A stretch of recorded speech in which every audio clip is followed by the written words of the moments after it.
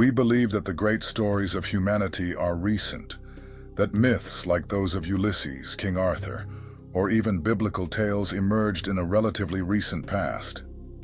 But what if I told you that there is a story written over 4,000 years ago, one of the first known narratives of humanity?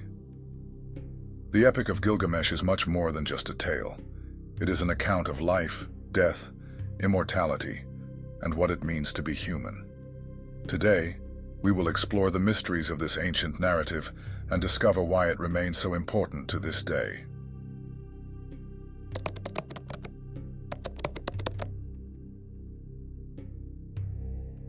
Imagine a time when kings were not just rulers, but divine figures, feared and revered as manifestations of the gods themselves on earth. Gilgamesh was one of these kings. He ruled Uruk, one of the most prosperous cities of ancient Sumer, located in the region we now know as Iraq.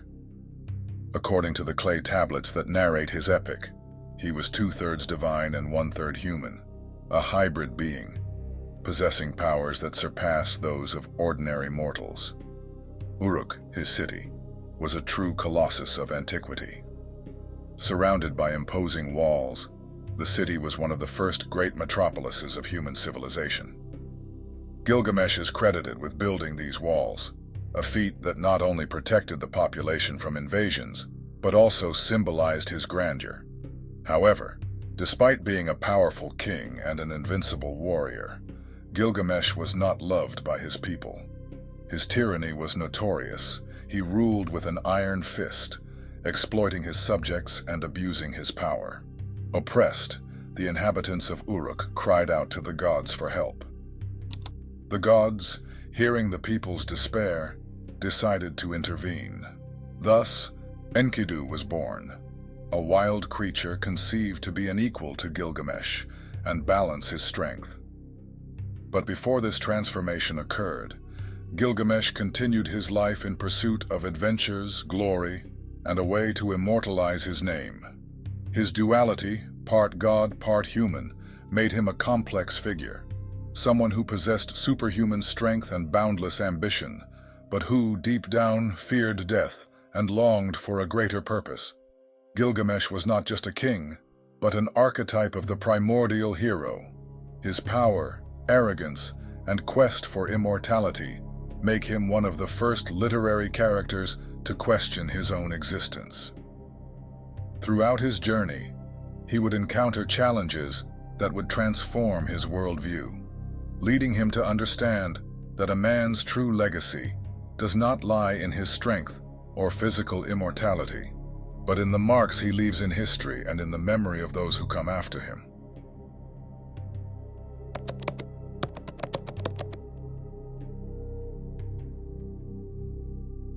Long before meeting Gilgamesh, Enkidu lived in a world far from civilization.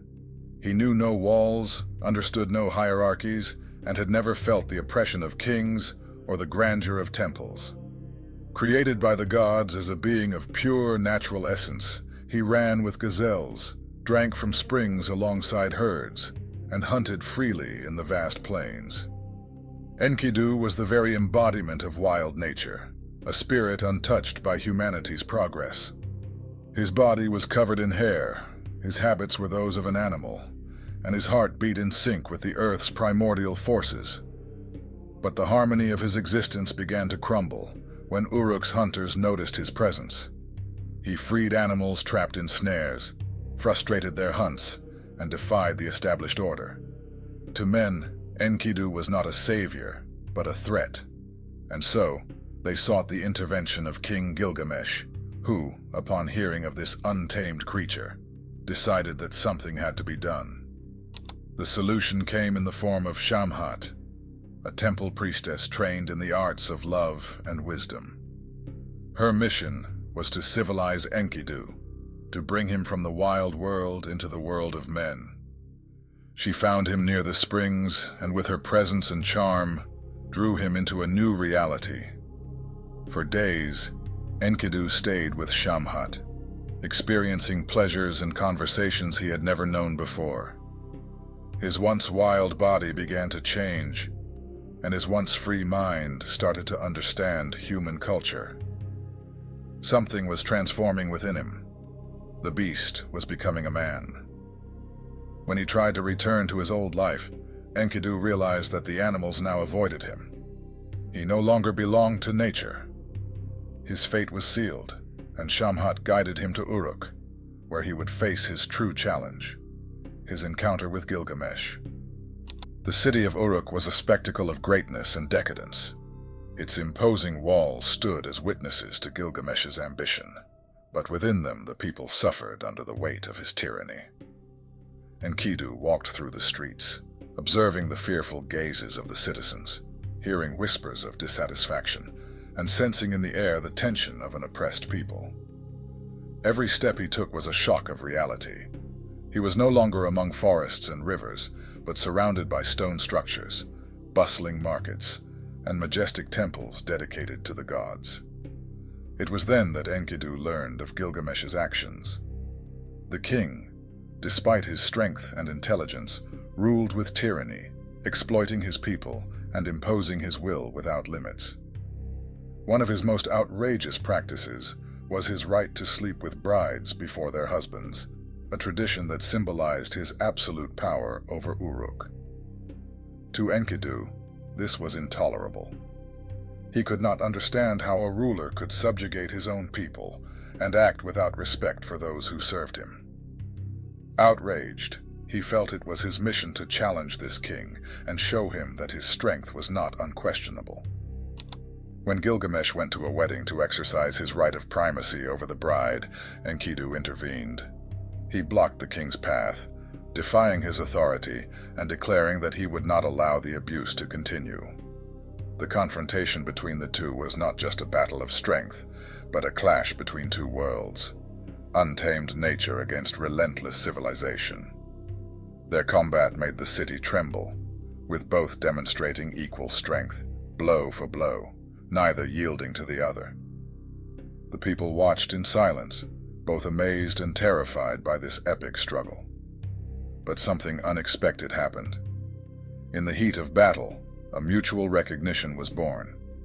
Gilgamesh saw in Enkidu a worthy opponent, someone who could truly understand him. Enkidu, in turn, saw more than a tyrant in the king. He saw a powerful but lonely man in search of a greater purpose. The duel ended not with a victor and a defeated, but with an unbreakable bond being forged. From that moment on, Gilgamesh and Enkidu became inseparable. United by respect and admiration, they would embark on adventures that would challenge gods and monsters, testing their limits and forever marking the history of humanity.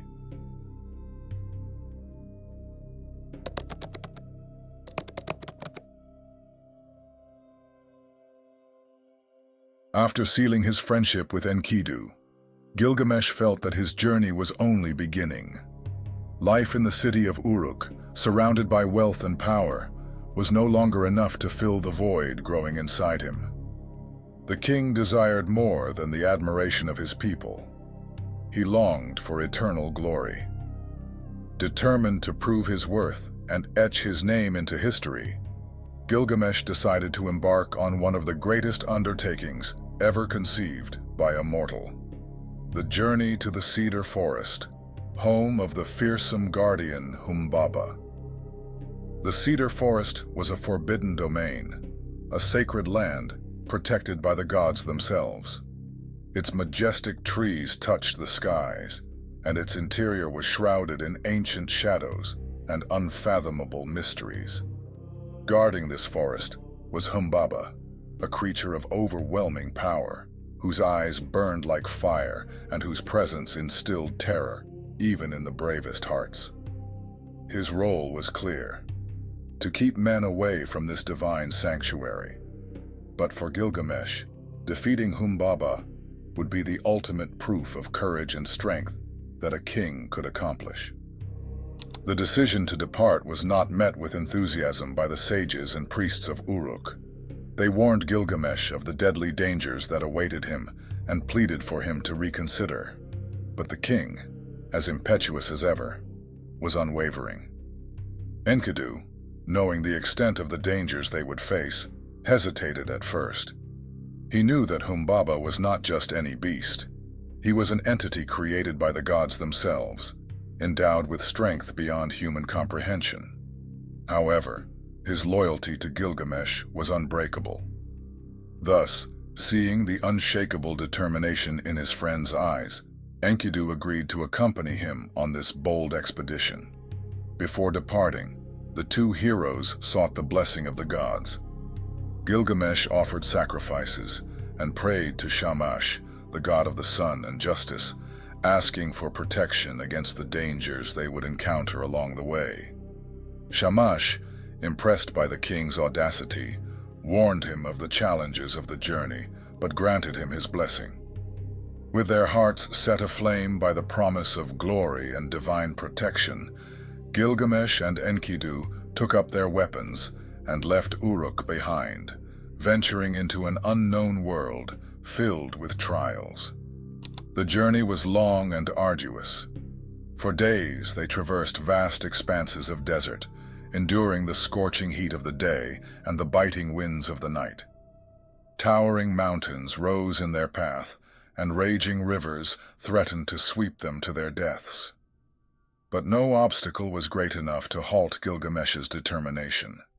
Enkidu, in turn, guided his companion with wisdom, using his knowledge of nature to find shelter and food. With every step, the legend of the two heroes grew stronger, and their friendship became an unbreakable bond. As they neared the cedar forest, ominous omens began to manifest. Troubling dreams haunted Gilgamesh at night, visions of doom and monstrous creatures lurking in the depths of his mind. He shared them with Enkidu, who interpreted each dream as a warning from the gods. But despite the signs of danger, neither of them turned back.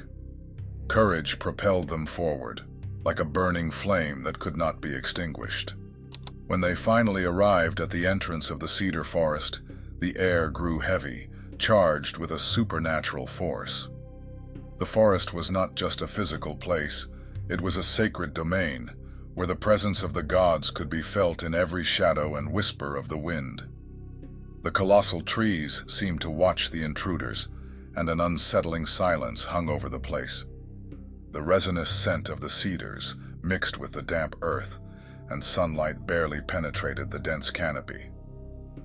Enkidu, sensing the weight of the moment, warned Gilgamesh of Humbaba's power, reminding him that they were not merely challenging a monster, but violating the very laws of the cosmos. At the heart of the forest, Humbaba's roar echoed like thunder. The creature emerged from the shadows, its colossal presence dominating the scene. Its eyes burned like living flames, and its skin was as hard as stone. The wind around it seemed to whisper ancient curses, and each step it took made the ground tremble. Enkidu hesitated for a moment, for he knew the true power of this entity. But Gilgamesh, consumed by fury and the desire for glory, raised his sword and charged. The battle was fierce. Humbaba was agile and devastating, attacking with the force of a storm. He had the favor of the gods, and his wrath was relentless. However, Shamash, hearing Gilgamesh's pleas, sent divine winds to weaken the monster. Enkidu, seeing the opportunity, struck with all his strength, and together the heroes managed to bring down the guardian of the forest. But before delivering the final blow, Humbaba begged for his life, promising eternal servitude and warning them of the wrath of the gods should they kill him. For a brief moment, Gilgamesh hesitated, but Enkidu, fearing that the creature would once again terrorize the world, urged his friend not to show mercy. With a decisive strike, Gilgamesh ended Humbaba's life, and the cedar forest fell silent. The deed was done, but a shadow of foreboding loomed over the heroes. Humbaba's death would not go unnoticed by the gods, and the consequences of their victory were yet to come. Carrying the sacred cedars and the weight of their actions, Gilgamesh and Enkidu left the forest, ready to return to Uruk. They had won glory, but they had unknowingly sealed their own fate.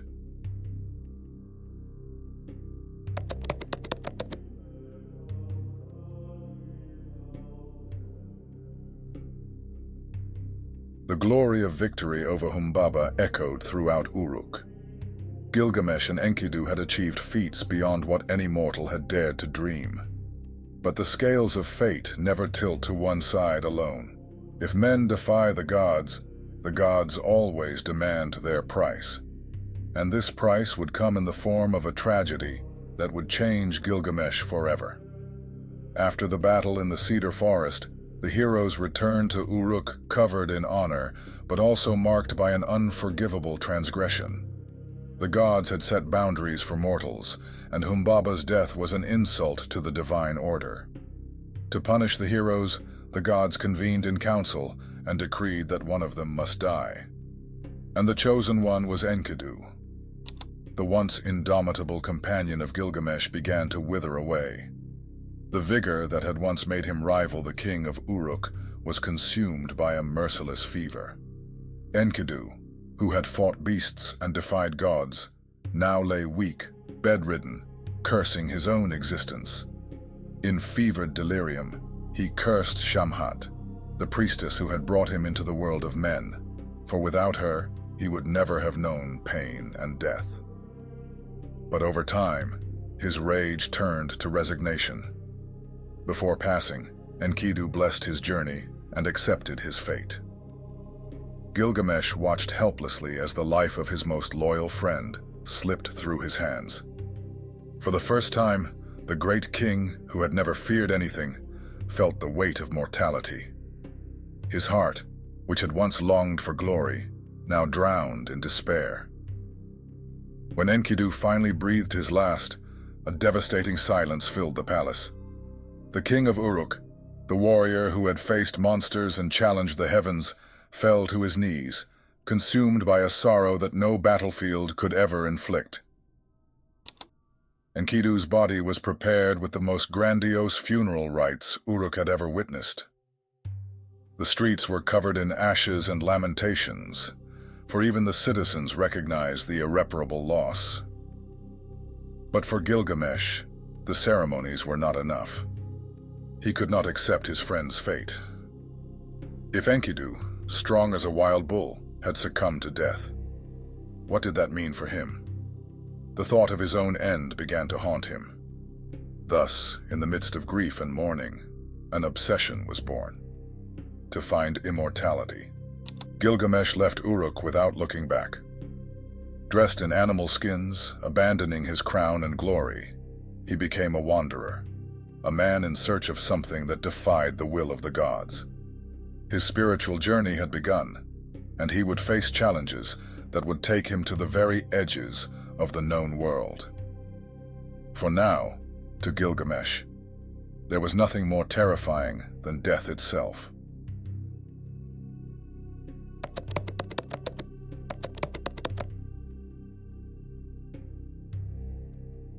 Consumed by the fear of death after the loss of Enkidu, Gilgamesh wandered the world in search of an answer. He was no longer the king of Uruk, but a wanderer, a man tormented by the inevitability of his own end. His garments had turned to rags, his skin had hardened under the merciless sun, and his heart, once inflamed by the pursuit of glory, now beat only with the desire to escape the fate of mortals. If Enkidu had been taken by the gods, what prevented him from being next? Was this the end for all men, no matter how great they were? Guided by ancient rumors, Gilgamesh traveled to the edges of the world, where the sky and the earth met, until he reached the dwelling of Utnapishtim, the only man to whom the gods had granted immortality. It was said that Utnapishtim had lived before the Great Flood, a catastrophe that had swept humanity from the face of the earth. Only he and his wife had been spared, saved by the gods in a vessel built under divine orders. When he finally found Utnapishtim, Gilgamesh begged him to reveal the secret of eternal life. But the wise man only smiled sadly and told him the story of the Sumerian flood. he revealed how the gods, enraged by the corruption of men, decided to exterminate them by sending a colossal deluge. However, Ea, the god of wisdom, warned Utnapishtim and commanded him to build a great boat to save his family and the living beings.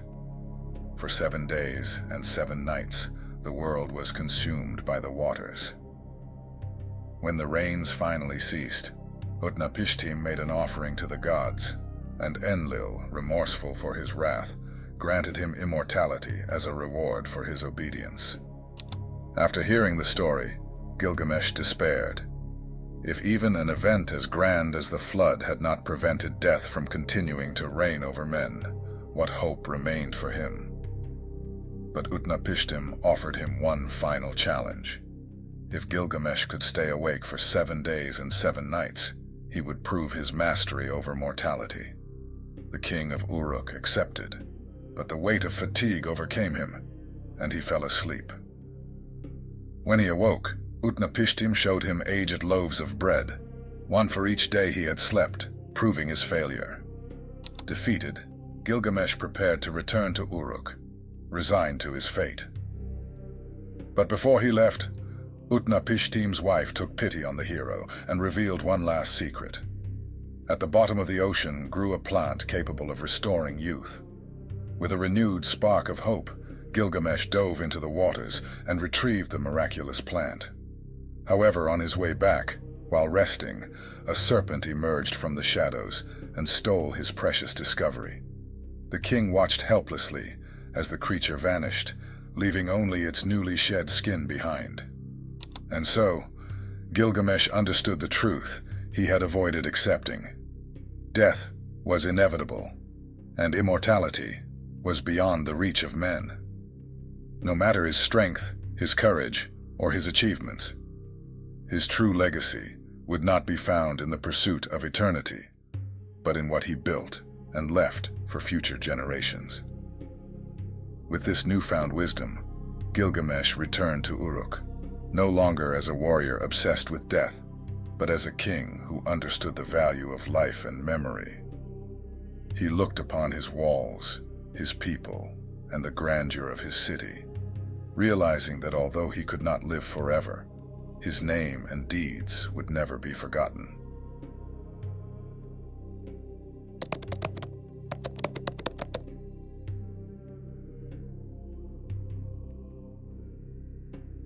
Gilgamesh's journey had come to an end.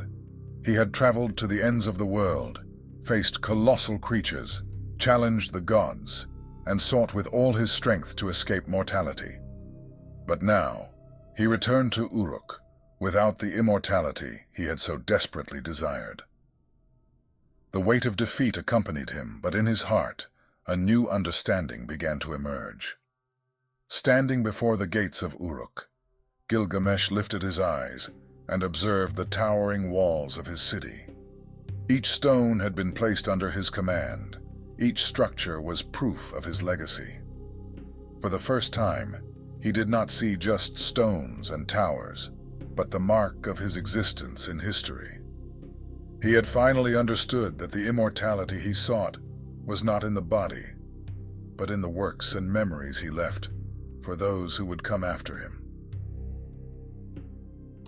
As he walked through the streets, Gilgamesh saw the faces of his people, artisans, merchants, children playing without fear.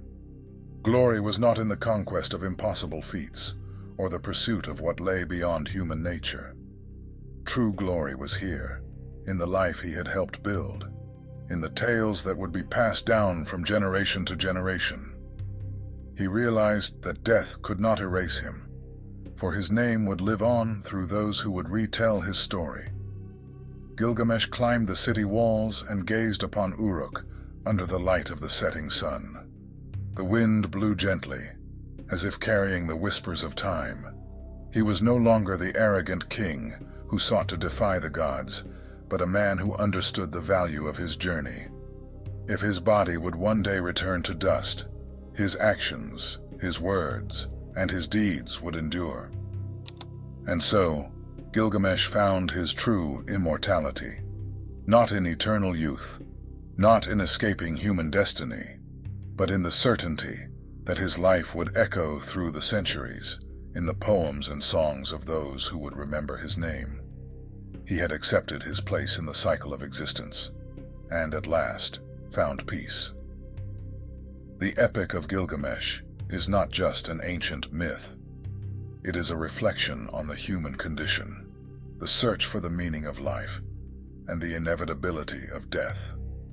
It shows us that true immortality is not in the flesh, but in the marks we leave upon the world.